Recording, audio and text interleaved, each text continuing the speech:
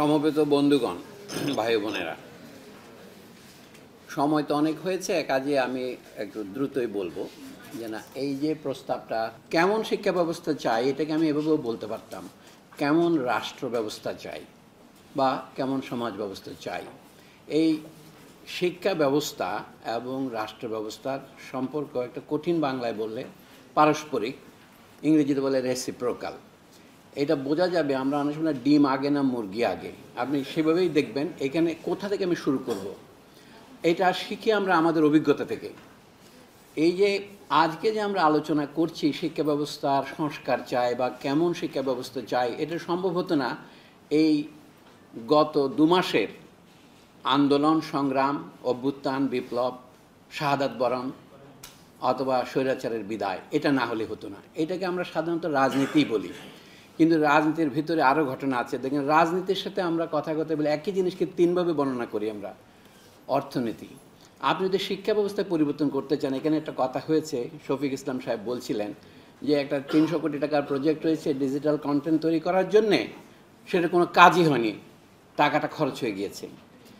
কিন্তু আমাদের বুঝতে হবে, মোট জাতীয় যে উৎপন্ন দ্রব্য তার যদি শতকরা 2 ভাগ আপনি খরচ করেন, তাহলে আপনি কি করবেন? আপনি শিক্ষকদের তো বেতন দেবেন, ডিজিটাল কন্টেন্ট বাদ দেন, আমাদের প্রাথমিক বিদ্যালয়ের শিক্ষকরা কত বেতন পান? যারা 11 গ্রেড, 12 গ্রেড, 13 গ্রেডে চাকরি করেন, তাদের বেতন 11,000, 12,000 এরকম তো বেতন থেকে হয়। তো সেই বেতন দিয়ে তাদের কাছ থেকে আমরা যে শিক্ষা আশা করব, সেটা খুব উন্নত মানের হতে পারবে না। কাজে যদি আপনি প্রথমেই যদি মনে করেন যে জাতীয় উৎপাদনের, জাতিসংঘ 1968 সনে যেটা সাব্যস্ত করেছিলেন বা প্রস্তাব করেছিলেন যে অন্তত 6 ভাগ দিতে হবে, যেটা আমাদের এতদিন পরে আমাদের পাঠশালার প্রস্তাবে সেইটাই পুনরাবৃত্তি হচ্ছে 55 বছর পরে, যে জাতীয় উৎপাদনের 6 ভাগ খরচ করতে হবে। কোনো কোনো দেশ যেমন কিউবা, তারা 11-12 ভাগও খরচ করেছে।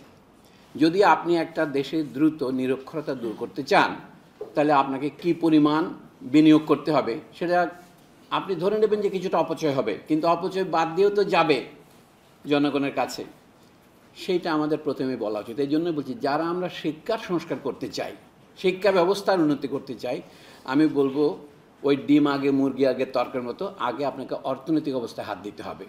কিন্তু অর্থনৈতিক অবস্থায় হাত দিতে পারবেন না, এটা দরকারি, কিন্তু যেমন শেখ হাসিনাকে সরাতে হবে, এটা দরকারি। অধ্যাপিকা সামিনা লুৎফা বললেন, এখন শেখ হাসিনা গেছে, সব পরিবর্তন হয়েছে। পরিবর্তন তো আপনার 20 দিনে হয় না, কিন্তু পরিবর্তনের শর্তগুলো তৈরি হচ্ছে কিনা তার একটা প্রমাণ হচ্ছে আজকের এই আলোচনা। এটা খুবই ক্ষুদ্র আলোচনা, কিন্তু এই আলোচনার মধ্যে যদি আপনি একটা দিক নির্দেশনা দিতে না পারেন, আপনি সমস্যাটাকে যদি চিনতে না পারেন, তাহলে পরিবর্তন হবে কীভাবে? তা আমরা দেখি এখানে নানা বিষয়ে আপনারা ক্ষুদ্র ক্ষুদ্র আলোচনা করেছেন। আজকে সব আলোচনা করেন বিদ্যালয়ে কেমনভাবে শেখাতে হবে, যেটা বলে প্যাডাগজিক্যাল টেকনিক, আমি সেটা নিয়ে আলোচনা করব না, সেভ করবো না, এই জন্য যে সময় নেই বলেই।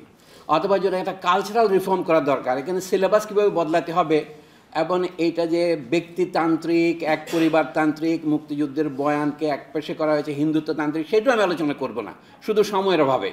10 মিনিটের মধ্যে বেশি আলোচনা করার প্রতিশ্রুতি দেওয়া হবে, বিশ্বাসঘাতকতার পূর্বভাস, আমি সেটা করব না। আমি বরঞ্চ বলি যে আমাদের শিক্ষা ব্যবস্থা যেটা বলছি, এটা কি, এটাই আমরা দেখি। এটা যদি আপনি পরিবর্তন করতে চান, এই কথাগুলি কোনোটাই আমি উদ্ভাবন করিনি। অনেকে বলে সলিমুল্লাহ খান কারণ নাম উচ্চারণ মানে কোট না করে বক্তৃতা দিতে পারে না, সেই জন্য কারণ নাম বলবো না, কিন্তু পরের কথাই তো আমরা আত্মসাৎ করে বলি। তো আত্মসাৎটা হচ্ছে, যদি আপনি শিক্ষা ব্যবস্থা পরিবর্তন করতে চান, শিক্ষা ব্যবস্থাটা কী এটা যদি বলি, শিক্ষা ব্যবস্থা হচ্ছে অর্গানিক। এই যে অর্গানিক বললে মনে হবে আপনাকে বেগুনের কথা মনে পড়বে, সেই অর্গানিক নয়। অর্গানিক মানে হচ্ছে যার মধ্যে দেহ এবং মন দুটোই আছে। ইংরেজিতে বললে সুন্দর হয়, physical and moral or intellectual. আমাদেরকে ইন্টেলেক্ট বলতে বুদ্ধিজীবী মনে করে নয়, আমাদের যে সাধারণ কথা বলি এটা ইন্টেলেকচুয়াল। পৃথিবীতে ইন্টেলেকচুয়াল আছে, কিন্তু ইন্টেলেকচুয়াল নয় এমন কোনো মানুষ নাই। আপনি যদি বলেন যে একটা ডিম ভেজে খায়, তাকে অবশ্য আপনি পাচক বলবেন না, তাই না? অথবা আমরা যদি আমার কাপড় ছিঁড়ে গেছে, আমি নিজে সেলাই করি, যে আমার হাত কেটে গেছে, আমি নিজে ব্যান্ডেজ করেছি, আমাকে ডাক্তার বলবেন না, সেই অর্থে বলছি না। কাজের ক্ষেত্রে কিছু লোককে আমরা বুদ্ধিজীবী বলি। বুদ্ধিজীবী কারা? সচরাচর বুদ্ধিজীবী হচ্ছে বিশ্ববিদ্যালয়ের শিক্ষক, উকিল, আমি আমাদের দেশের মাপে বলছি, সাংবাদিক এবং নানা ধরনের লোক আছে, যাদেরকে আমাদের দেশের লোকে বলে সাফ কাপড়ের লোক, ভদ্রলোক। বুদ্ধিজীবীর অনুবাদ ভদ্রলোক হতে পারে, কোনো অসুবিধা নেই, আমি বাবু হতে বলছি না, অবাবুরাও বুদ্ধিজীবী হয়। এখন এই বুদ্ধিজীবীদের মধ্যে আমরা শিক্ষকরাও আছি। তো এদের মধ্যে যদি আপনি পরিবর্তন আনতে চান, যদি শিক্ষা ব্যবস্থায় পরিবর্তন করতে চান, প্রথমত দেখতে হবে শিক্ষা ব্যবস্থায় আপনি রাষ্ট্র কত পয়সা খরচ করছেন। শিক্ষা ব্যবস্থা হচ্ছে রাষ্ট্র ব্যবস্থার আরেকটি রূপ। তাহলে শিক্ষা ব্যবস্থায় কী করি আমরা? আমি আমার ছেলে মেয়েকে পাঠাই বিশ্ববিদ্যালয়ে অথবা প্রাথমিক বিদ্যালয়ে ভবিষ্যৎ তৈরি করার জন্যে। রাষ্ট্রের দরকার শিক্ষিত প্রশাসক, এটা তাদের নাম কি, cadres, officers of the ruling class. এই যে আমাদের আন্দোলনটা হলো কোটার জন্যে, মেধাভিত্তিক না কোটা ভিত্তিক, এই যে মেধার ভিত্তিতে যাদেরকে নির্বাচন করা হচ্ছে, সেই মেধা কি, সে করার পরে জিপিএ 5 মেধা কিনা সে তর্ক করছি না। আমরা এই মেধাভিত্তিক করছি কি জন্য? তাদেরকে আমরা শাসক শ্রেণীতে স্থান দিচ্ছি। বিসিএস প্রশাসন একাডেমি এত লোভনীয় কেন? কাস্টমসের চাইতে বেশি, কারণ তাদের হাতে ক্ষমতা বেশি। এটা হচ্ছে সরাসরি আমাদের শিক্ষা ব্যবস্থা শাসক উৎপাদন করে। কিন্তু এর মধ্যে একটা পরিবর্তন হয়েছে। আমি গত 100 বছরে যদি বলি অতি সংক্ষেপে, আরেক কি তৈরি করে, সে বিভিন্ন স্তরে কাজ করার জন্যে তাকে কারিগর তৈরি করতে হয়। এই যে আমাদের পাঠশালার কর্মসূচিতে দেখলাম বোধহয় 6 নম্বরে আছে, কর্মমুখী শিক্ষা করতে হবে। কর্মমুখী শিক্ষা কী জিনিস? কে কর্ম করবে, কে শাসন করবে, শাসন কর্ম কি না, এই সমস্ত প্রশ্ন আছে। আমাদের শিক্ষা ব্যবস্থা 2 ধরনের লোক তৈরি করে। সে বর্তমান সমাজের জন্য এবং তাকে ভবিষ্যতে চালাবার জন্য সে শ্রমিক তৈরি করে। শ্রমিক নানা ক্যাটাগরির আছে, ফোরম্যান আছে, ইঞ্জিনিয়ার আছে, ডিপ্লোমা ইঞ্জিনিয়ার আছে। এরা হলো এমন কিছু শ্রমিক আছে যারা প্রায় শাসকের পর্যায়ে চলে যায়। দেখেন না বিসিএস এখন পরীক্ষার মধ্যে দেখা যায় ইঞ্জিনিয়ারিং ইউনিভার্সিটির ছেলেমেয়েরা দেখি সবাই এনবিআরে যাচ্ছে। অর্থাৎ সারা জীবন সেই ইঞ্জিনিয়ারিং ইউনিভার্সিটিতে পাশ করে তাদের বেশিরভাগই বিসিএস পরীক্ষার প্রথম স্থান অধিকার করছে, দ্বিতীয় স্থান অধিকার করছে, উপরের দিকে চলে যাচ্ছে। এগুলি কি ইঙ্গিত করে? আমি হচ্ছে আমাদের শিক্ষা ব্যবস্থার ফাংশন বা কাজ কি? শিক্ষা ব্যবস্থার কাজ হচ্ছে মানুষ তৈরি করা, ভবিষ্যৎ শাসন করার জন্য এবং শাসিত হবার জন্য। এটা হলো তার দৈহিক দিক, কায়িক দিক। আমি যখন অর্গানিক বলি, তার একটা মানসিক দিক আছে। মানসিক দিক কি? এই শাসন ব্যবস্থা কর্তৃক শাসিত হতে আপনি রাজি হচ্ছেন এবং অন্যকে রাজি করাচ্ছেন। রাজি রব্বতে আপনি শাসন করবেন, এটা হলো টু বি কনসেন্টেড। এই যে অনেকে বলে, আমার বন্ধু আনু মোহাম্মদ প্রায় সময় প্রবন্ধ লিখে বলে যে আমাদের দেশ তো রিপাবলিক, প্রজাতন্ত্র বলে কেন? আমরা কার প্রজা? এখন তার রাজা নাই। আসলে আমরা প্রজা হলাম বিধানের প্রজা। এই জন্য আমাদের সংবিধান কথাটা ব্যবহার করা হয়েছে। আমাদের দেশে অনেক পণ্ডিত, হাফ পণ্ডিত বলে না না সংবিধান বলা যাবে না, গঠনতন্ত্র বলতে হবে। সংবিধান মানে হচ্ছে সম্যক বিধান, সুপ্রিম ল। ইউরোপীয় ভাষাগুলিতে বলে বেসিক ল, গ্রাউন্ড ল। তো সেই জন্য তার মধ্যে একটা অংশ হচ্ছে রাষ্ট্র কীভাবে চলবে, নির্বাহী বিভাগ, বিচার বিভাগ এবং আইন বিভাগের কী সম্পর্ক থাকবে, এইটা হচ্ছে গঠনতন্ত্র। কিন্তু সেখানে মৌলিক অধিকার থাকবে মানুষের, যেটা পরিবর্তন করা যাবে না। কিন্তু মৌলিক অধিকারের অধীনে যারা আমরা আছি, আমরা কিন্তু সংবিধানের অধীনে, এই জন্য আমাদের প্রজা বলা হয়। আমরা বিধানের প্রজা। এখানে রাজা কি? বিধাতা সংসারের রাজা। লালন ফকিরের গানে আছে, এখানে হচ্ছে সংবিধানই হচ্ছে রাজা, সেই জন্য আমরা প্রজা উপাধি গ্রহণ করতে পারি। ইংরেজিদেরকে সিটিজেন বলে। তো সেই জন্য বলছি সংবিধানের অধীনে যেমন আছে, শাসন ব্যবস্থার অধীনে আমরা বাস করি, কারণ শাসকদেরকে আমরা অনুমতি দিয়েছি।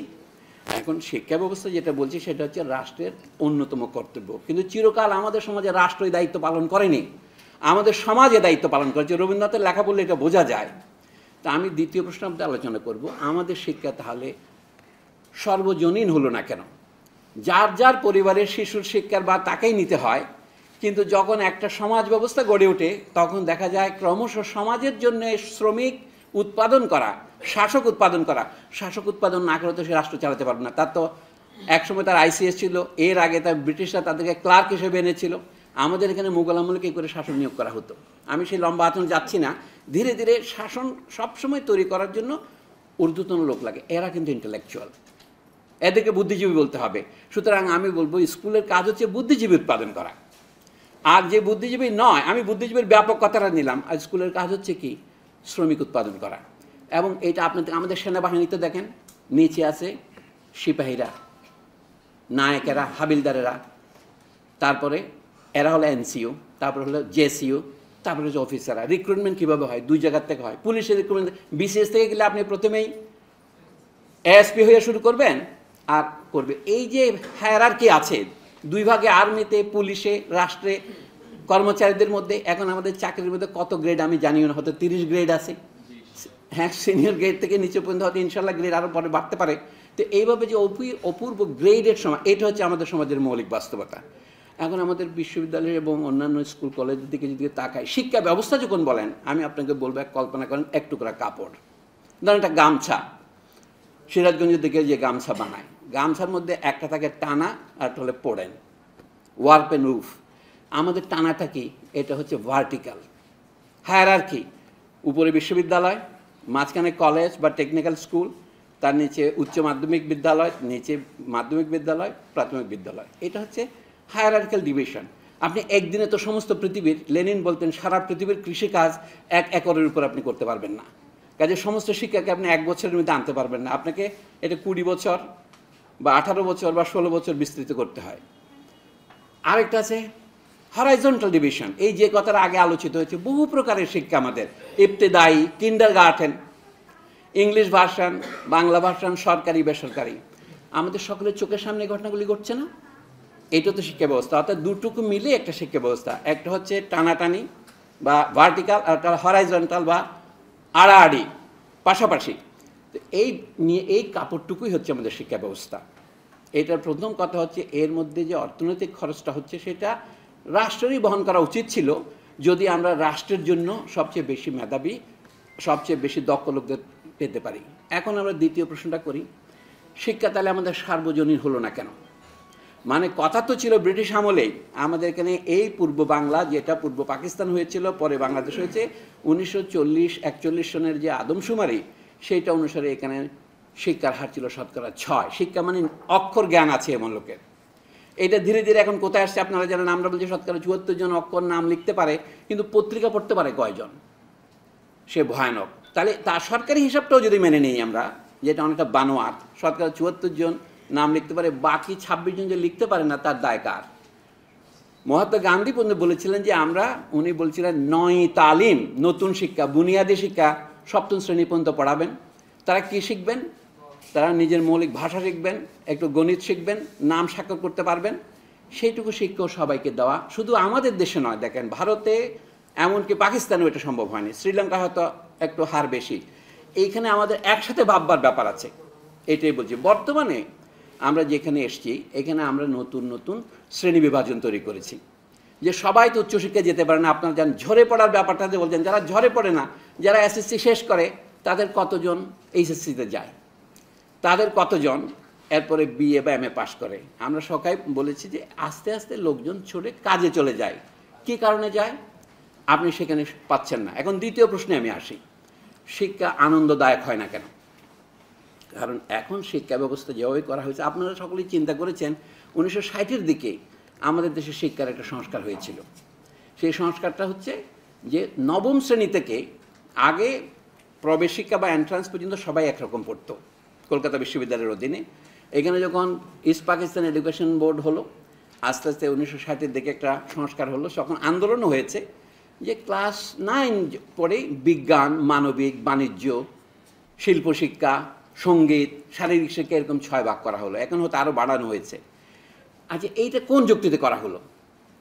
তখন এই যে কথা, কর্মমুখী শিক্ষার কথাটা আসলো, ভোকেশনাল এডুকেশন, যে গরিবের ছেলেদের, আসলে গরিব বলছে না, কিছু ছেলে যাদের মেধা নাই, তারা আর উচ্চশিক্ষায় যাবে না, তারা ভোকেশনাল শিক্ষায় যাবে। এবং দেখেন কত আলাদা আলাদা ভোকেশনাল ইনস্টিটিউট হলো, কতগুলি সরকারি উদ্যোগে, কতগুলি প্রাথমিক উদ্যোগ হচ্ছে। কোরিয়ান টেকনোলজি, এখানে আমাদের গ্রাফিক আর্টস ইনস্টিটিউট, এগুলোকে আমি ছোটো করছি না, কিন্তু এগুলো হলো। এখন কি হচ্ছে, ফ্যাশন টেকনোলজি নামে ইউনিভার্সিটি হচ্ছে, লেদার টেকনোলজি নামে ইউনিভার্সিটি হচ্ছে। এইটাই হচ্ছে আমাদের কালের প্রধান প্রবণতা, শুধু আমাদের দেশে নয়, সারা পৃথিবীতেই। কিন্তু আমাদের দেশে বিশেষ যেটা হচ্ছে, আমরা তো একে তো ধনতান্ত্রিক সভ্যতার মধ্যে আছি, আমরা নিচের দিকে আছি, যেটা অরূপ রায় যেটা বলার চেষ্টা করছিলেন, আমরা তো কলোনি ছিলাম। কাজে হুবহু ইউরোপ আমেরিকার বিশ্ববিদ্যালয়গুলো আমাদের চোখের সামনে রূপের ব্যঞ্জনা তৈরি করে। ও হার্ভার্ডের মতো, অক্সফোর্ডের মতো আমরা বলি, অমুক অক্সফোর্ড থেকে পড়ে আসছে, কিন্তু আমাদের তলায় সেটা হচ্ছে না কেন বলে আমরা দুঃখ প্রকাশ করি। কিন্তু আমাদের অবস্থাও ওদের মতো, সব জায়গাতেই দেখা যাচ্ছে ভোকেশনাল এডুকেশন যেটা বলে, সেটার উপর গুরুত্ব দিতে গিয়ে, যেটাকে আমরা আগে হিউম্যানিটিস বলতাম, মানবিক বিদ্যা, যেটা আমাদের পাঠশালা, যেটা মানবিক বিদ্যা শিক্ষা প্রতিষ্ঠান, মানবিক শুধু নয়, যে শুধুমাত্র চিন্তা করা যেটাকে বলে, সেইটার উপর গুরুত্ব ক্রমশ কম দেওয়া হচ্ছে। এটার নাম ডিসইন্টারেস্টেড স্কুলের জায়গায় এখন হচ্ছে ইন্টারেস্টেড স্কুল। দিস ইন্টারেস্ট মানে শিক্ষার খাতিরে শিক্ষা। গ্রামসি যেটা নাম দিয়েছিলেন ফরমেটিভ এডুকেশন, যেটা আমরা রবীন্দ্রনাথের গল্পের মধ্যে পড়েছি যে আমরা তিনজন একসঙ্গে মানুষ হইতেছিলাম। এই মানুষ হওয়ার শিক্ষা সেটা এখন ক্রমশ বাদ যাচ্ছে, এবং মানুষ হওয়ার শিক্ষা বলতে যেটা বলা হতো সেটা এখন মানবিক বিদ্যায় পরিণত হয়েছে। এবং সেখানেও দেখেন আমাদের সিলেবাসে কোনো দর্শন পড়ানো হয় না। ভাগ্য ভালো যে পড়ানো হয় না, পড়া হলে কী যে বিরক্তিকর হতো আমি অনুমান করতে পারি না। আচ্ছা, দর্শন কি জিনিস এই কথা তো বলতে হয়। মানুষ কি, এই প্রশ্নটাই হচ্ছে দর্শনের মৌলিক প্রশ্ন সমাজের জন্য। আমাদের এখানে দেখেন পরিবেশ পরিচিতি পড়ানো হচ্ছে, বাংলাদেশ স্টাডিজ পড়ানো হচ্ছে, বিজ্ঞান পড়ানো হচ্ছে। যেটা আসলে পড়ানো দরকার ছিল অধিকার ও কর্তব্য। একটা বিষয় আছে পৌরনীতি নামে, কিন্তু তার মধ্যে ওটার কোনো ছেটেফোঁটাও নাই। আপনি গণিত শেখা যেরকম জরুরি, উচ্চতর শিক্ষার জন্য পরিসংখ্যান শেখা যেমন জরুরি, এগুলি তো মুখস্থ করে শিখতে হবে। ছোটোবেলায় যে আমরা নামাতা মুখস্থ করেছি, একসাথে টেবিলে যদি 8 ঘন্টা পড়ে না করতাম ঘুম পড়তো, তাহলে এখন এই বয়সে আমি 16 ঘন্টা পড়ে কাজ করবো কীভাবে? অনেকে বলে থাকে মুখস্থবিদ্যার নিন্দা করে থাকে, আমি কিন্তু মুখস্থবিদ্যার পক্ষে। এই জন্য যে কঠিন পরিশ্রম না করলে, ছোটোবেলায় অভ্যস্ত না হলে হবে না। এই জন্য স্কুলের প্রথম রিফর্ম যাওয়া দরকার। সেই স্কুল, প্রথম কথা আমি আসছি, প্রত্যেক শিশুকে যে পর্যন্ত যে শিক্ষাটা না দিলেই নয়, সেখানে শিক্ষকের ভূমিকা প্রধান। এবং তাই ছাত্র জানবেই না তাকে কী পড়তে হবে। তাকে তার ভাষা শেখাতে হবে, তাকে গণিত শেখাতে হবে, তাকে বিজ্ঞানের অ আ ক খ শেখাতে হবে, এবং তাকে অধিকার ও কর্তব্যকে শেখাতে হবে, তার কোনটা উচিত কোনটা অনুচিত শেখাতে হবে। এটা নিয়ে তর্ক করার কিছুই নাই, কিন্তু সেটা নিয়েও আমাদের তর্ক হয়েছে। দুই একটা প্রশ্ন বলে আপনারা টের পাবেন আমাদের প্র্যাকটিস এবং রিয়ালিটির মধ্যে পার্থক্য কী। এরপরে শিশু যখন আরেকটু বড় হবে, যেমন একটা প্রথম থেকে তৃতীয় শ্রেণী পর্যন্ত শিশু, তারপরে চতুর্থ থেকে ষষ্ঠ শ্রেণী পর্যন্ত শিশু ধরেন, তার শুধু বয়স বাড়ছে কিন্তু তার কোয়ালিটি একই থেকে যায়। এটা মনস্তাত্ত্বিকরা হয়তো 1 বছর এদিক ওদিক করবেন, আমি তা নিয়ে তর্ক করছি না। এরপরে যখন হাই স্কুলে যায় তখন তার আরও একটু চিন্তাভাবনা বিকশিত হয়।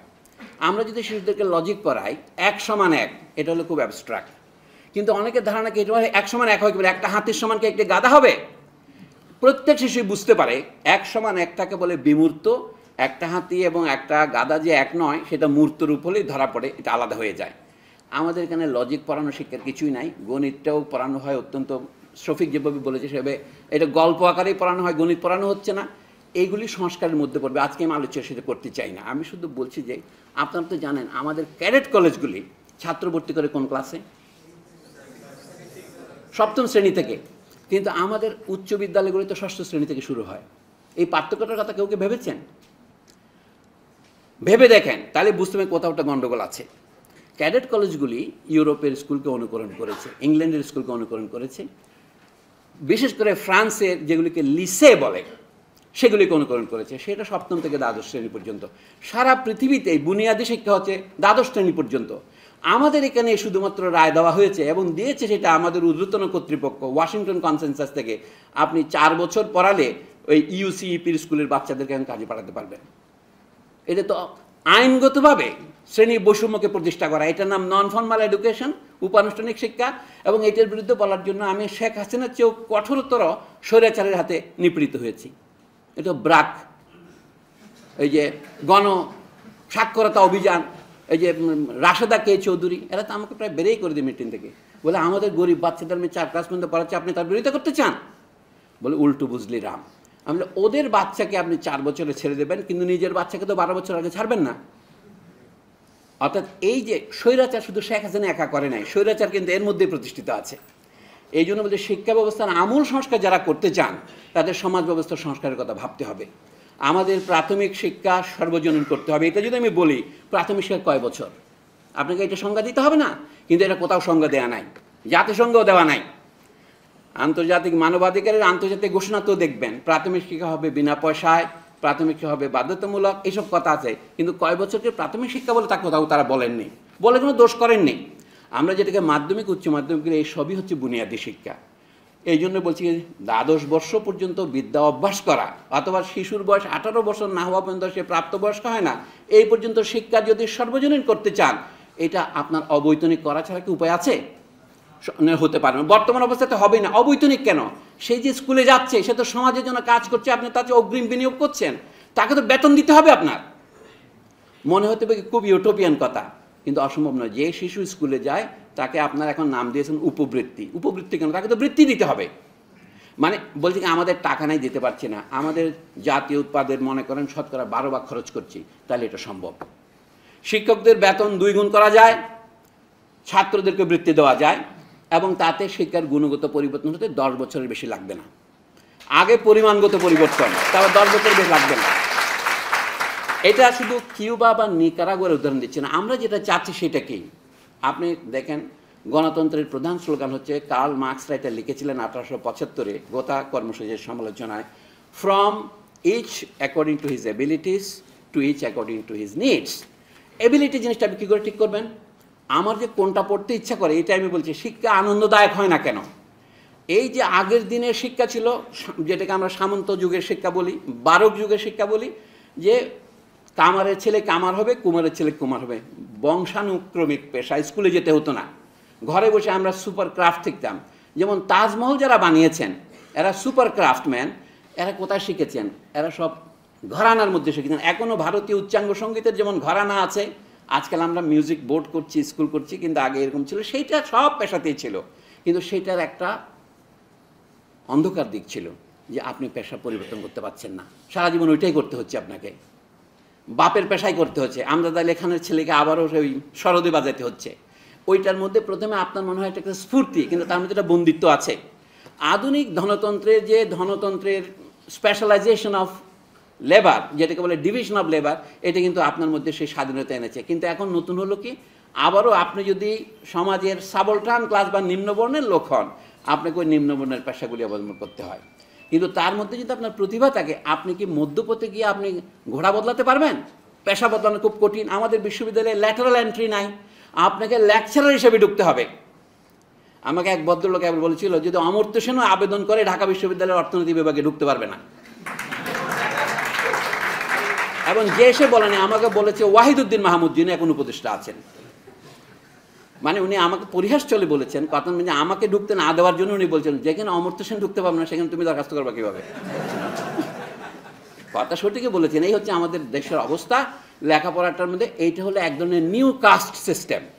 আপনি পেশা বদলাতে পারবেন না, যদি বদলান আপনাকে পাগল বলা হবে। কিন্তু মানুষের প্রতিভার স্বতঃস্ফূর্ততার জন্য আধুনিক স্কুলের এবং কলেজের শিক্ষার মধ্যে এটা করা উচিত। আমি আসল কথা এখনো যাই নাই। শিশুদের শিক্ষার জন্য যদি তার মাতৃভাষা ব্যবহার না করেন আপনি, তাহলে তার যে আনন্দ সেটা প্রথমে অর্ধেক মাটি হয়। বিদেশি ভাষা হচ্ছে আমাদের জীবন সংগ্রামের হাতিয়ার। আচ্ছা, কোন বয়সে বিদেশি ভাষা শিক্ষা করা হবে? ভারতবর্ষে কলোনিয়াল যুগের অভিজ্ঞতা হয়েছে। আমি শুধু বেশি উদাহরণ দেব না। 1854 সনে ভারতের যে শিক্ষানীতি প্রণীত হয়, ইংল্যান্ড থেকে আসে, যেটাকে উডের ড্যাসপাচ বলা হয়, 100 প্যারাগ্রাফওয়ালা একটা লম্বা মেমোরেন্ডাম। সেইখানে পরিষ্কার বলা আছে যে নিম্ন বিদ্যালয়ের শিক্ষা হবে ভার্নাকুলার, মাতৃভাষা। ইংরেজরা পর্যন্ত কিন্তু অমাতৃভাষা শিক্ষা বাধ্যতামূলক করেনি। সরকারি চাকরিতে দিয়েছে ইংরেজি না জানলে। লর্ড হার্ডিঞ্জের আমলে 1844 থেকে যদি ইংরেজি না জানেন সরকারি চাকরিতে আপনি ঢুকতে পারবেন না। মানে ম্যাকলের যে বিখ্যাত মিনিটস, তার 10 বছর পরে, তার 10 বছর পরে যে বিলেত থেকে ফর্দ এসেছিল শিক্ষা, তাতে বলেছিল কি প্রাথমিক বিদ্যালয়ের শিক্ষা হবে সবসময় মাতৃভাষায়। মাতৃভাষা বলতে দুটো বলেছে বাংলাদেশে, বাংলা এবং উর্দু। এর কারণ হচ্ছে, এটাও একটা বলে, অনেকে অকারণে নবাব আব্দুল লতিফের বদনাম করে থাকে। মূল দলিল তারা পড়ে না। মূল দলিল হচ্ছে 1882 সনে হান্টার কমিশন বলে যে প্রথম ইন্ডিয়ান এডুকেশন কমিশন হয়, সেখানে বাংলাদেশ থেকে 3 জনের সাক্ষ্য নেওয়া হয়েছিল মুসলিম। একজন হচ্ছে নবাব আব্দুল লতিফ, আরেকজন হচ্ছে চুচুড়ার বা হুগলির নবাব, নবাব তো সৈয়দ আমির আলী বিচারপতি, আরেকজন ছিলেন নবাব সৈয়দ আমির হোসেন, ইনি হলেন বিহারের। তারা 3 জনেই বলেছে বাংলাদেশের মুসলমানদের মধ্যে যারা উচ্চবর্ণ তাদের মাতৃভাষা হচ্ছে উর্দু, আর বেশিরভাগ সব বাংলাদেশি মুসলমানের মাতৃভাষা বাংলা। কিন্তু অনেকে ডক্টর আহমদ শরীফ থেকে শুরু করে মোর্শেদ শফিউল হাসান পর্যন্ত প্রত্যেকের লেখায় পড়ি, তারা না পড়ে না যায় না বলে যে কি নবাব আব্দুল লতিফ বলেছেন বাঙালি মুসলমানের মাতৃভাষা উর্দু। এটা উনি বলেন নাই। আমি বলতে চাচ্ছি, এখন আমরা কিন্ডারগার্টেন, প্লে গ্রুপ থেকে শুরু করে ইংরেজি মিডিয়ামে যে চলে গেলাম, আমরা কোন মুখে মাদ্রাসার শিক্ষা যারা আগে উর্দুতে দিত, উর্দু মিডিয়ামে দিত, তাদের নিন্দা করব? বাংলাদেশ স্বাধীন হওয়ার পর এত বেশি ইংরেজিকরণ হচ্ছে নিম্ন বিদ্যালয়ে, যেটা ব্রিটিশ আমলে হয়নি। ব্রিটিশ সরকারকে অযথা দোষ দিতে আপনি পারবেন না। উডের ডেসপাচ দেখেন, অথবা আমি নিজের সব দলিল পড়েছি এবং নিজ হাতে এগুলি আমি অনুবাদ করেছি। সেই জন্য বলছি, নবাব আব্দুল লতিফের সাক্ষ্য, সৈয়দ আমির আলীর সাক্ষ্য এবং আমির হোসেনের সাক্ষ্য, কোথাও ওরা বলে না যে বাঙালি মুসলমানের মাতৃভাষা উর্দু। বাংলায় বলেছে, এবং এবং বাংলাকে সরাবার জন্য কেউ কিছু বলে না। এটা বলা হচ্ছে এখন বাংলাদেশ স্বাধীন হবার পর। আপনার এই যে বাংলাদেশের রুলিং ক্লাসের শিক্ষা ব্যবস্থা যে অত্যন্ত জনবিরোধী, অগণতান্ত্রিক এবং ফ্যাসিবাদী, তার প্রথম প্রমাণ সে কিন্ডারগার্টেন থেকে ইংরেজিতে চালু করে এবং ট্যাক্স বই ভারত থেকে আমদানি করে। এখন আপনারা যেগুলো আলোচনা করেছেন আমাদের বাংলা মিডিয়াম হবে, সেখানে আবার দেশীয় সিলেবাস ইংরেজি ভার্সন এটা কেমন করে করলো? অর্থাৎ দেখেন, এইটা নিয়ে কেউ প্রশ্ন তুলনায় দেখি নাই। আমি ওই যে ক্লাস 9 থেকে যে তুলে দেওয়া, আমি গত 10 বছর ধরে অনবরত নানা জায়গায় অক্ষমভাবে বলেছি এটা তো অবৈজ্ঞানিক, এটা তো ক্ষতিকর, ইন্টারমিডিয়েট পর্যন্ত বিভাগ থাকা উচিত নয়। ইউরোপে তো নাই, আমেরিকা তো নাই। ওখানে আপনি ত্রয়োদশ শ্রেণীতে যাওয়ার পর 2 বছর পড়েন, তারপরে ডাক্তারিতে যাবেন না ওকালতিতে যাবেন, এটা ঠিক হয়। এই যে আমাদের গিনিপিগ হিসেবে ব্যবহার করা হলো, এইটাই হচ্ছে কলোনিয়াল এনলাইটেনমেন্টের বৈশিষ্ট্য। অনুপ্রাহীর অবগতির জন্য বলছি, এটা তা আমাদের রন্ধ্রে প্রবেশ করেছে। তাহলে আমাদের শিক্ষা একদিকে সর্বজনীন হয়নি, এর শ্রেণী বিভক্ত, নানা রকম টুকরা টুকরা হয়েছে। আর দিকে শিক্ষা আনন্দদায়ক নয়। সেই শিক্ষাকে যদি আমি আনন্দদায়ক করতে চাই, আমি রবীন্দ্রের কথা বলছিলাম যে আনন্দদায়ক বলে অনেক বলে কি শুধু নাচ গান থাকবে তা নয়। শিক্ষা হচ্ছে আপনি যা করতে চান, আপনার প্রতিভা করতে পারে, তাহলে কি করা যেতে পারে? শিক্ষা যদি অর্গানিক হয় তাহলে এর মধ্যে দৈহিক শিক্ষাও থাকবে, মানে কায়িক পরিশ্রম করতে এমন শিক্ষাও থাকবে, ম্যানুয়াল লেবার এবং মেন্টাল লেবার, যেটাকে আমি ইন্টেলেকচুয়াল লেবারে বলি, সেটাও থাকতে হবে। তাহলে সেটা করতে হলে আপনার কী হবে? আমি এই জন্য আন্তোনিও গ্রামশির যে পরামর্শ, উনি জেলখানার বইতে যেগুলো লিখেছিলেন 1929 থেকে 1935-এর মধ্যে, তার মধ্যে অনেক গুরুত্বপূর্ণ জিনিস আছে শিখবার মতো। তার মধ্যে একটা হচ্ছে, উনি বলছেন স্কুল আগে তাদের দেশে, ইটালির উদাহরণ দিচ্ছে, ইটালির সাথে আমাদের অনেক মিল আছে। কার্ল মার্কসও বলেছেন ইটালি মানে বলে কি ইউরোপের ভারতবর্ষ বলা যায় ইটালিকে, যে তার শুধু শারীরিক গঠন থেকে নয়, তার অর্থনৈতিক উন্নতির দিক থেকেও ইউরোপের পুঁজিবাদগুলির মধ্যে সবচেয়ে পরের পুঁজিবাদ। এই জন্য ওখানে ফ্যাসিবাদের উদ্ভব হয়েছে। আমাদের এখানে ফ্যাসিবাদের উদ্ভব নিয়ে আমি আজকে আলোচনা করবো না, কিন্তু তার অনেকগুলো ঐতিহাসিক সূত্র আছে। শুধু লেখাপড়ার কথাই বলছি, ইটালিতে 1859 সনে রবীন্দ্রনাথের জন্মের 2 বছর আগে যে শিক্ষা আইন হয়েছিল, তাতে যে ধরনের স্কুল ছিল 2 প্রকারের। একটা জেনারেল স্কুল, হিউম্যানিস্টিক বা ফরম্যাটিভ স্কুল, যেখানে গ্রিক, রোমান, গ্রিক সাহিত্য, রোমান সাহিত্য পড়ানো হতো। লোকে গ্রিক ভাষা শিখতো কী জন্য? গ্রিকে কথা বলার জন্য নয়, গ্রিক ভাষার ডিসিপ্লিন শেখার জন্যে। আমাদের এখানে সংস্কৃত শেখা যেরকম আর কি, সংস্কৃতে কথা বলার জন্য আমরা সংস্কৃত শিখি না। শিক্ষার এই যে মানসিক যে শৃঙ্খলা, এটা কিন্তু গুরুতর। এই শৃঙ্খলার অভাবে আমি ইউনিভার্সিটিতে পড়াচ্ছি 40 বছর, দেখে যে আমার ছাত্রদের কথা বাদ দেয়, আমার শিক্ষকদের শতকরা 90 জনে একটা শুদ্ধ বাংলা বাক্য লিখতে পারে না। আমি আপনাদের ভুরি ভুরি প্রমাণ দেব। এই ঈদসংখ্যা দেশ রূপান্তর পত্রিকা একজন ভদ্রলোক, যিনি নাকি 40টা ভাষা জানেন, তিনি আরবি থেকে একটু উপন্যাস অনুবাদ করেছেন। উপন্যাসের নাম উত্তরে দেশান্তরের মৌসুম। হ্যাঁ, তো মৌসুম আল হিজরা ইলা আল শামাল, এই বইটা ও বাংলা পড়ে দেখেছে, তুমি বাংলায় জানেন না, তাহলে তিনি 40 ভাষা জানেন কীভাবে? আপনারা দেখতে পারেন, সেটা গল্পটা ছাপা হয়েছে গত ঈদসংখ্যা দেশ রূপান্তর পত্রিকা। এই জন্য বলছি, বেসিক শিক্ষা ঠিক না হলে আপনি কিছু করতে পারবেন, আপনার শাসক হলেও খারাপ হবে, খারাপ হবে। এখন বলছি যে শেষ কথাটাই বলি, শিক্ষা যদি আনন্দদায়ক হতে হয়, আপনি যেটা শিখতে চান সেটি আপনাকে শেখার সুযোগ দিতে হবে। মাঝপথে যেন ঘোড়া বদলাতে পারেন সেই সুযোগ থাকতে হবে। গ্রামশির নাম দিয়েছিলেন, নিচের স্কুলের নাম দিয়েছিলেন অ্যাক্টিভ স্কুল, মানে স্কুলা অ্যাক্টিভা। আর একটা দ্বিতীয় যে স্কুলের কথা উনি বলছেন, এটা হচ্ছে ক্রিয়েটিভ স্কুল। এখন ক্রিয়েটিভ কথাটার অনেক অপব্যবহার হয়েছে, আমি এই জন্য ক্ষমা প্রার্থনা করছি। যে সৃজনশীল শিক্ষা পদ্ধতি মাত্রায় এই ক্রিয়েটিভ মানে এই নয় যে আপনি গল্প উপন্যাস লিখবেন। উনি বলছেন সত্যকে নতুন করে আবিষ্কার করতে হয়। শিশু নিজেই আবিষ্কার করবে যে এটার সাথে এটা মিললে এই হয়, এটার সাথে মিললে এই হয়। আমরা কেমিস্ট্রি ল্যাবরেটরিতে কী করি, তাদেরকে যৌগ মিশ্রণ শেখাতে থাকি, তুমি নিজে নিয়ে করে দেখো, বাংলাতে ওজন করে দেখো। শিশুর যে আবিষ্কারের আনন্দ, সেটা যেন তার শিক্ষা থেকে বঞ্চিত না হয়, এই জন্য সেই উপযুক্ত পরিবেশ তৈরি করতে হবে। সেখানে শিক্ষক থাকবেন শুধুমাত্র নির্দেশকের ভূমিকায়, নিজে কিছু করবেন না। এটা করা সম্ভব, কিন্তু সেই পরিবেশ আমাদের এখানে হয়নি, আডভাইস করা যাবে না। সর্বশেষে যেটাকে আমরা বিশ্ববিদ্যালয় শিক্ষা বলি, আমাদের দেশে কার্যত সেটা হয়নি। আমরা মোটামুটি টেকনিক্যাল স্কুল, নাহলে দেখেন ঢাকা বিশ্ববিদ্যালয়ে গত 30 বছরে যে নতুন নতুন বিভাগগুলো হয়েছে, বিভাগের নামগুলো দেখেন। প্রথম হচ্ছে বিভাগগুলোর নামে তারা বাংলাকরণও করতে পারে নাই। আমি ওখানে দেখছি দক্ষিণ দিকের গেইটে আছে 35টার মতো ডিপার্টমেন্ট আছে, তার মধ্যে 17টার মতো নাম বাংলা হরফ ইংরেজিতে লিখেছে, উইমেন অ্যান্ড জেন্ডার স্টাডিজের মতো। তো কেউ কেউ লিখতে পেরেছে, কেউ কেউ পারে না। এটা বড় ব্যাপার নয়। বড় ব্যাপার হচ্ছে আমাদের বিশ্ববিদ্যালয়ের গবেষণা বলে যা বর্ণনা হচ্ছে, যখন এখনও বিশ্ববিদ্যালয়ের ভিতরে ইনস্টিটিউটগুলি ঢুকে গেছে, যেমন টেলিভিশন বলেও একটা ডিপার্টমেন্ট হয়েছে। এটা গণযোগাযোগের সাংবাদিকতা ছিল, সেখানে আরেকটা কি যেন চিত্ত বৈকল্য না মনোবৈকল্য একটা হয়েছে, মনোবিকলন, বুঝে কিরকম, হ্যাঁ যোগাযোগ বৈকল্য। এই যে প্রত্যেকটা জিনিসকে নিয়ে একটা বিভাগ করার যে প্রবণতা, এটা খুব একটা সুস্থ প্রবণতা নয়। এটা বোঝা যাচ্ছে বিশ্ববিদ্যালয় অসুস্থ। বিশ্ববিদ্যালয়কে সুস্থ করতে হলে আপনার উপযুক্ত করতে হবে যেগুলো কলেজ বা পেশাগত শিক্ষা, এইগুলিকে আলাদা করা দরকার। বিশ্ববিদ্যালয়ে যে ফরমেটিভ এডুকেশন যেটা বলি আমরা, চরিত্র গঠনের শিক্ষা, শুধু নয় মানুষ হওয়ার শিক্ষা, যেখানে আপনি গ্রামার শিখবেন। আপনি বলছেন গ্রামার শেখার দরকারটা কি আমার? গ্রামার দিয়ে তো আমি কথা বলি না। আপনার বাংলা ভাষার গ্রামার দিয়ে আমি বাংলা শিখি না, বাংলা শেখার পরে গ্রামার রচনা করি। কিন্তু যখন আপনি ক্লাসিক্যাল ভাষা শিখবেন, এই ঢাকা বিশ্ববিদ্যালয়ের বিষয়ে একজন লোক আছে কি যিনি গ্রিক ভাষা পড়াইতে পারেন? এটা হবে কি করে একটা দেশে? আপনি বলছেন না, দেশকে চালাবার জন্য হয়তো আমাদের শখানেক প্রথম শ্রেণীর বুদ্ধিজীবী দরকার। আমরা এটা তৈরি করতে পারছি না কেন? সেদিন কোনো একজন বিজ্ঞপ্তি দিয়েছে, মোহাম্মদ আজম বোধহয়, যে পাকিস্তানে ইন্ডিয়ায় আন্তর্জাতিক মানের বিশ্ববিদ্যালয় আছে, আমরা একটা করতে পারছি না কেন? আমরা করতে পারছি না কেন সেটা তো স্পষ্ট হলোই। যা হোক, এই জন্য শেষ করি আমি এই বলে যে কেমন শিক্ষা ব্যবস্থা চাই, এটা হচ্ছে মূলত কেমন রাষ্ট্র ব্যবস্থা চাই তারই রূপান্তর।